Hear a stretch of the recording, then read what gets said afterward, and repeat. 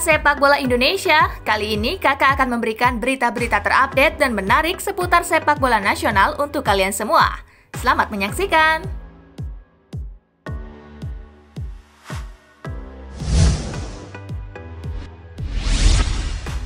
AFC resmi tetapkan tanggal bergulirnya Piala Asia U19 2021. Jadwal baru Piala Asia U19 2021 di Uzbekistan baru saja resmi ditetapkan oleh Konfederasi Sepak Bola Asia AFC melalui rapat virtual. Dalam rapat yang dipimpin oleh Tran Quoc Tran, AFC menyetujui kalau Piala Asia U19 2021 akan digelar pada 3 hingga 20 Maret 2021 mendatang. Sejatinya Piala Asia U19 digelar pada Oktober 2020 lalu, namun harus tertunda karena virus corona masih menghantui sebagian besar negara peserta, termasuk tuan rumah Uzbekistan. Timnas Indonesia U19 tergabung di grup A bersama tuan rumah Uzbekistan, Kamboja, dan juga Iran. Meski akan menghadapi lawan kuat, Garuda Nusantara optimis mampu lolos ke fase gugur.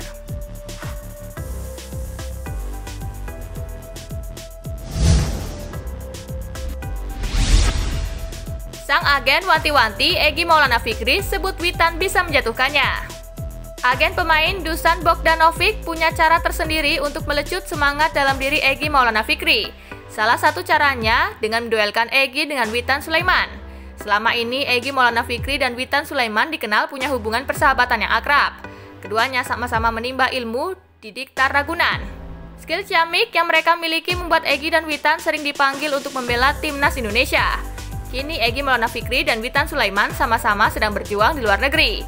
Egy sudah menjalani 3 musim bersama klub Polandia Lesia Gdansk. Sedangkan Witan Sulaiman pada Februari lalu direkrut klub Serbia FK Radnik dengan perjanjian kontrak selama 3,5 tahun.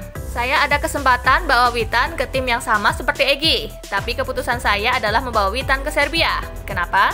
Karena saya mau bikin mereka seperti lawan, ujar Dusan Bogdanovic saat mengisi webinar Youth Football Development yang dilansir dari YouTube Kemenpora. Egy telepon lagi setelah menonton Witan dan tanya permainannya Witan. Saya jawab, Witan main lumayan bagus. Kamu harus hati-hati, nama kamu lama-lama bisa jatuh. Sambungnya lagi.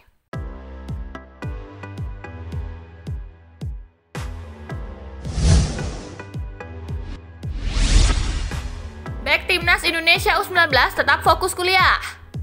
Bek Timnas Indonesia U19 Pratama Arhan Alif Rifai tetap memprioritaskan pendidikan sembari menjalankan program latihan di bawah naungan Sinteyong. Pratama Arhan Alif merupakan satu di antara mahasiswa baru Universitas Dian Nuswantoro Semarang. Ia menganggap pendidikan untuk menyandang gelar sarjana di kampusnya menjadi bekal untuk masa depan. Sejauh ini, ia belum sempat merasakan perkuliahan secara tatap muka di kampus. Pratama Arhan tetap antusias menjalani kegiatan belajar secara daring.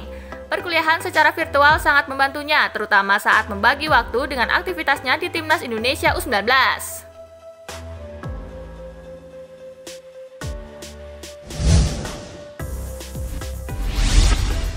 Kapan Sinteyong kembali dan melatih Timnas Indonesia U19 lagi? Sinteyong belum akan melatih Timnas Indonesia U19 lagi dalam waktu dekat, sebab arsitek berusia 50 tahun tersebut masih berada di kampung halamannya Korea Selatan. Tanpa Sinteyong, Timnas Indonesia U19 kembali beraktivitas per 5 November 2020. David Maulana dan kawan-kawan digenjot dalam pemusatan latihan secara virtual. PSSI berencana untuk mengubah pemusatan latihan Timnas Indonesia U19 dari virtual menjadi normal pada 13 November 2020 di Stadion Utama Gelora Bung Karno, Jakarta. Hanya saja latihan masih minus dipimpin Sinteyong. Saya lupa persisnya kapan Sinteyong akan kembali ke Indonesia, kata pelaksana tugas Sekjen PSSI Yunus Nusi. Akan kembali pada akhir bulan ini, saya juga belum tahu. Coba ditanyakan kepada Indra Syafri, ucap Yunus Nusi mengakhiri.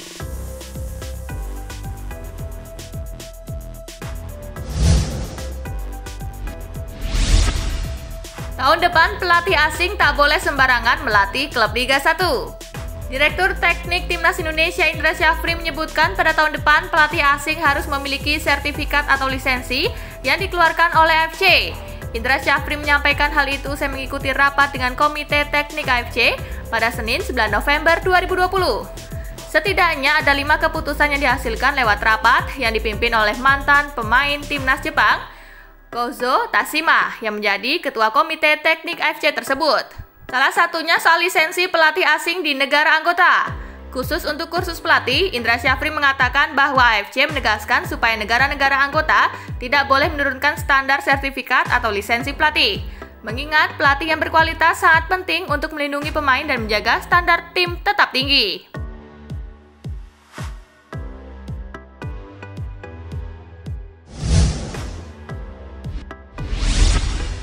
Hendro Kartiko yang harum mewangi dari Banyuwangi.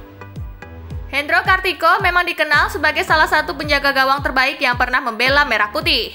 Namun, jauh sebelum kiprahnya harum mewangi menjadi salah satu legenda timnas Indonesia, Hendro hanyalah penjaga gawang kampus. Lahir di Banyuwangi, Jawa Timur 47 tahun silam, ia mengawali karir di tim sepak bola Universitas Muhammadiyah Jember. Adalah sosok pelatih senior Rudi Kelces yang pertama kali menemukan bakat mantan pemain kelahiran 24 April 1973 ini. Singkat cerita, Hendro Kartiko lantas bergabung dengan Mitra Surabaya dan menjadi penjaga gawang ketiga di tim tersebut. Tahun 1996, Hendro mampu mempersembahkan emas untuk Jawa Timur di Pekan Olahraga Nasional. Menariknya, di tahun yang sama, Hendro terpilih masuk ke dalam skuad timnas Indonesia di Piala Asia 1996 di Uni Emirat Arab. Sayang, sempat ada bau tak sedap di tengah kisah Hendro Kartiko yang harum mewangi bersama timnas Indonesia. Ya, kiprahnya harus sedikit ternoda saat ia dicemooh supporter sendiri terkait peristiwa sepak bola gajah di Piala Tiger 1998. Tampil apik sepanjang babak grup, timnas Indonesia dinilai tak serius kala bersua Thailand demi menghindari Vietnam di babak semifinal. Alhasil Indonesia kalah 3-2 dari Gajah Putih lewat gol bunuh diri aneh Mursyid Effendi di akhir pertandingan. Menariknya, Hendro Kartiko sempat dijuluki sebagai Fabian Barthez-nya Indonesia. Julukan itu didapat Hendro di Piala Asia 2000, tepatnya saat bertemu Kuwait di pertandingan pertama. Penampilan heroiknya yang mampu nirbobol sepanjang laga membuatnya dinobatkan sebagai pemain terbaik di pertandingan tersebut. Di masa itu pula, nama penjaga gawang Perancis, Fabian Barthez, sedang tenar-tenarnya.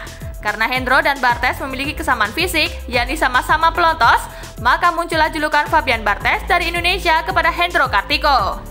Hendro Kartiko sanggup membuktikan diri bahwa dari level rendah pun ia tetap bisa terbang ke level tertinggi. Putra Banyuwangi yang dulunya hanyalah penjaga gawang kampus itu, berkat kejelian Rudi Kelces menjelma sebagai salah satu legenda dan penjaga gawang terbaik yang kisahnya harum mewangi bersama Ibu Pertiwi.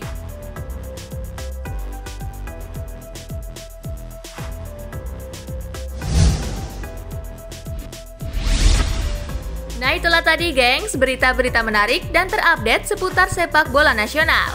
Simak terus ya berita-berita menarik lainnya dari Spasi Football Indonesia. Sampai jumpa di pembahasan selanjutnya.